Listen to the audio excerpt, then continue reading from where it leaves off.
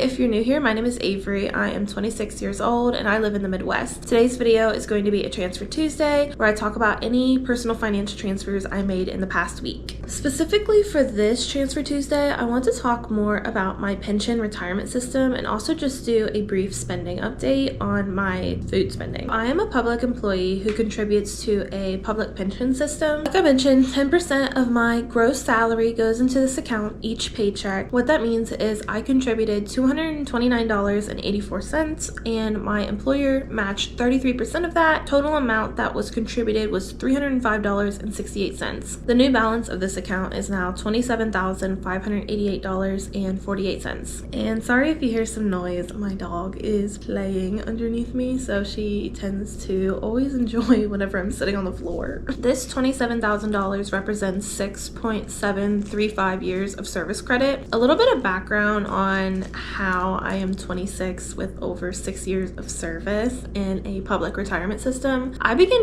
contributing to this account when I was 18 years old. So my very first job that I got at the public college I was attending was contributing into this retirement system. I did have the option to opt out, but at the time I was thinking that the worst case scenario, I would end up saving just like some extra money that I could use whenever I left college. I was literally making $8 an hour and this was in 2016, so it really gives you a little bit of context on how much wages on the lower end have changed, because I believe the same jobs now are for over $12. Obviously, using a retirement account as an extra savings account isn't quite how it works, but I am glad that I ultimately stumbled upon the correct decision, because ever since I have left college, I've continued working in a full-time capacity for various public agencies in my state. Of course, I'm 26 now, so 18 was 8 years ago. The reason why I don't have 8 years of service credit is because I was often working part-time, so I would only get a partial service credit, as there was a minimum amount you had to earn each month in order to earn like a full month of service. So that's why I don't have 8 years in the system. This $27,588 amount is the cash value of this pension as it stands currently. I'm obviously not retired, so I'm not taking a monthly benefit. What this means is if I were to retire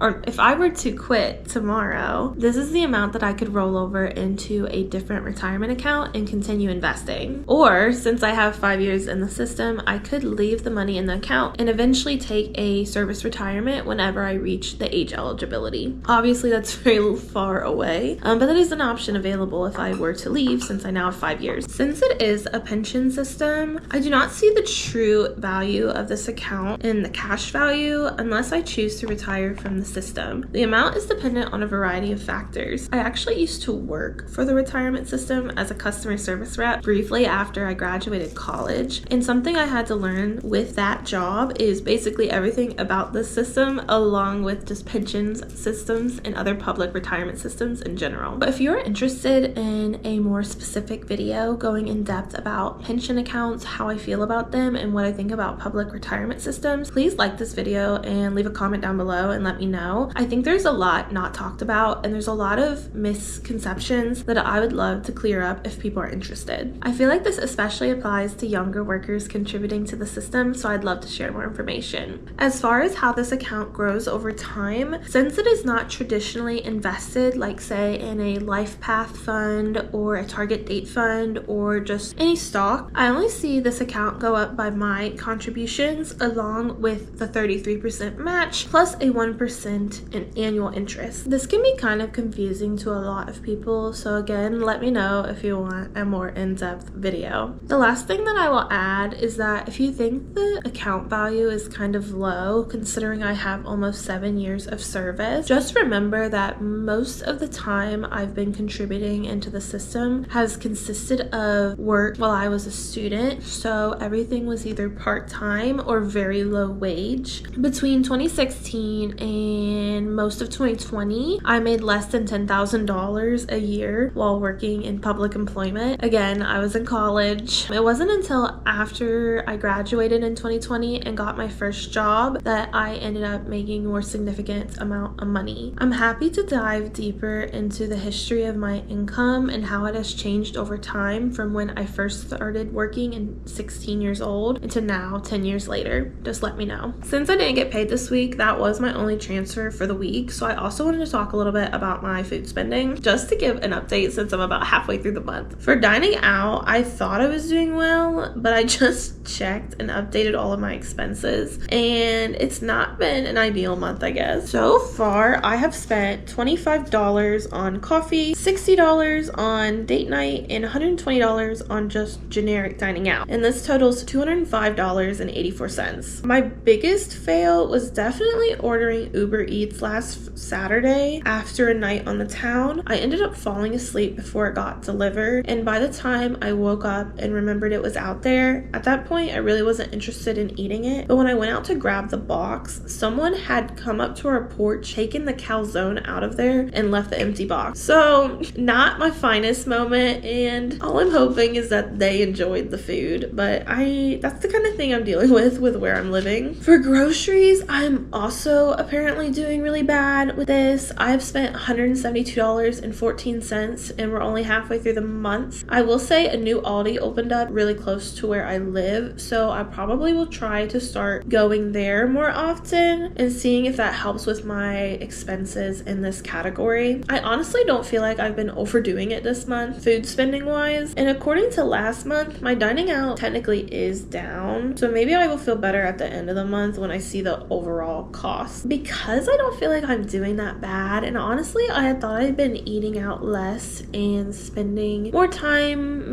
buying groceries and making food at home, I really just think I'm seeing the pains of inflation right now. But maybe if I lean into spending even less money on dining out for the second half and making more of my meals at home, I should hopefully come out okay. In general, I've also just been not only cooking more at home but eating less food, which isn't necessarily a bad thing. I wouldn't mind losing weight. We will see what happens. I have been filming the food I've been making. Right now I'm making a stew because I just felt like doing that with my new camera, so I'm going to hopefully compile those clips into a what I've been eating or making lately video. That's all I've got. I'd love to hear how the past week has gone for you and what transfers you have made towards your financial goals. Let me know if you're also struggling with your food spending to make me feel less alone in that regard, because I can never seem to get it right, and I'm not sure if I should just bite the bullet and just increase how much I'm allocating towards those categories each month, or if there are ways that I can cut down on this spending while still being realistic with myself. And of course, don't forget to like, comment, subscribe, do all the things if you want to support my channel. Otherwise, I will see you all in the next one. Bye now.